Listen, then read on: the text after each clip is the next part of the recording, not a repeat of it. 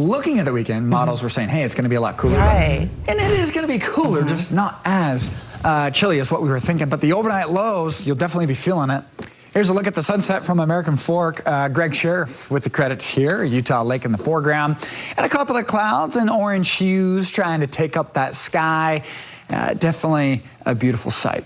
I got a low pressure system that has just kind of filled in. In the weather business, we call it a filling low, which means it's losing steam. And that's brought wind the last 3 days in a row. Today, we could see a little bit more wind, especially in eastern Utah.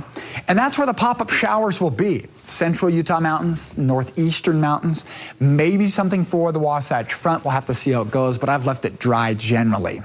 This is Saturday, a couple of pop-ups here across the Wasatch Front, mountains of eastern Utah. And then Sunday, we're going to dry things out. You don't have to worry about anything in the way of raindrops.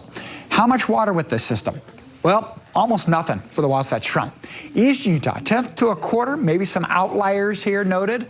It just goes to show the potential for eastern Utah where there's a little bit more of a moisture tap. You got college football games going on. Air Force visiting USU up in Logan. That's a 7:30 p.m. kick at Maverick Stadium. Temperatures will start in the 70s, but you probably need a light jacket by fourth quarter, talking about mid-50s. Northern Arizona taking on SUU down in Cedar City. That's a 6:30 kick. And, temperature's going to be comfortable there. But again, towards that fourth quarter, we're getting to that time of year. Might need a light sweater or a blanket. 75 through San Pete, Sevier Valleys. How about a chance for storms in Price? You'll keep those thunderstorm chances in San Juan County and eastern Grand and Garfield counties. You get into St. George, how about 88 dry skies? Wasatch Front, we'll see some clouds this afternoon. Roosevelt could see a rumble of thunder, and there you go. Low 80s, upper 70s.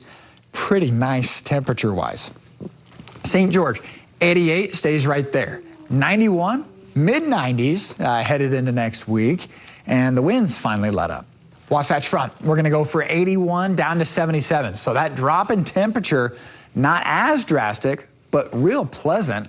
30% chance for an afternoon shower there. Dry on your second half of the weekend. And next week, 70s and 80s dotted across the 7-day. That's what we like to see, Dej. Love to see it, Matt. Thanks so much.